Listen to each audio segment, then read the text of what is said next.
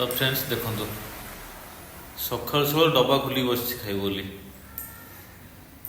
ଏଇଟା ହଉଛି ଆମର ପ୍ରଧାନ ଖାଦ୍ୟ ଓଡ଼ିଶାର।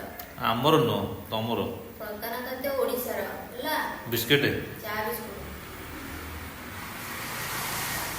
ସକାଳେ ଖାଇବ ରାତିରେ ବି ଖାଇବ।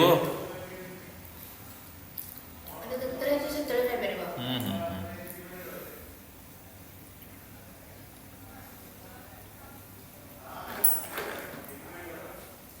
ଚାହାଟା ଏମିତି ବେଲା ବେଲା କରି ଖାଇଲେ କିଛି ପେଟ ଖରାପ ହୁଏନି?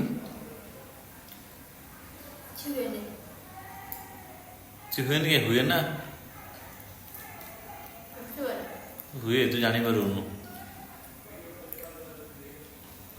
କାହିଁ କହିଲୁ? ସେଟା ସେ ଚାହା ବିସ୍କୁଟ ସେଉ ଏଇସବୁ ତ ଖାଦ୍ୟଟା ନେଇଛୁ ଚାହାଟା ଖାଉଛି ବୋଲି ସେଇଥିପାଇଁ ଏଡ଼ିକ୍ଟ ହେଇକି ଅଛି। ସେମିତି ଲୋକ ଦୁନିଆରେ ଏଡ଼ିକ୍ଟ ଅଛନ୍ତି। ସମସ୍ତଙ୍କୁ ଚା ବିସ୍କୁଟ ଖାଇକି ଅଛନ୍ତି। କିଛି କାରଣ ପାଇଁ ଥିବେ। ତୁ ଚାହା ବିସ୍କୁଟ ଖାଇକି ଖାଦ୍ୟ ନ ଖାଇବା ସତ୍ତ୍ୱେ ବଢ଼ୁନୁ, ବୁଝିଲୁ? ବଢ଼ିବେନି, ମୋ ଇଚ୍ଛା ନାହିଁ। ଡେଞ୍ଜରସ୍ ଖାଦ୍ୟ। ସକାଳେ ଖାଇବ ଏହାକୁ, ରାତିରେ ଖାଇବ ଏହାକୁ, ଦିନଟା ଦଉନା ଖାଇବ ସେଇଆକୁ, କିଛି ଅସୁବିଧା ନାହିଁ। ଭାତ ଦିଅନି। ଆଉ ଯଦି ଭାତ ଦବ ସେଥିରେ ସାରୁ ଡାଲି କରିକି ଦିଅ, ସାରୁ ପକେଇ ଦିଅ। ଯୋଉଟା ଭଲ ଲାଗିବ ନା ଆଉ।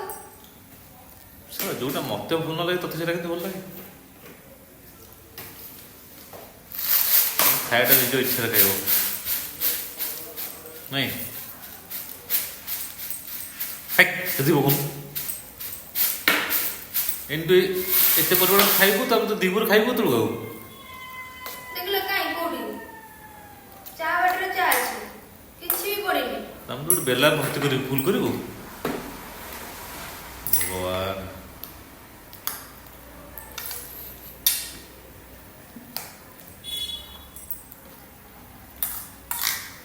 ଟିକେ ହାପି ହାପି ବିସ୍କୁଟ ଦରକାର ଥିଲା। ଆଚ୍ଛା,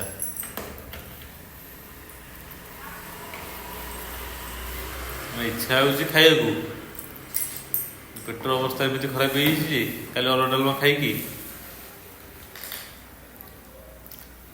ଆଜି ଯଦି ଭଲ ହୁଅନ୍ତା କାଲି ଚିକେନଟା ରାନ୍ଧନ୍ତି। ଆଉ କାହିଁକି ଚିକେନ ହବନି? କାହିଁକି?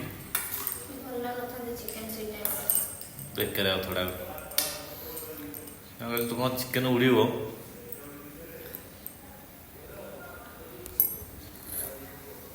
ହଉ ଖାଇଦେ।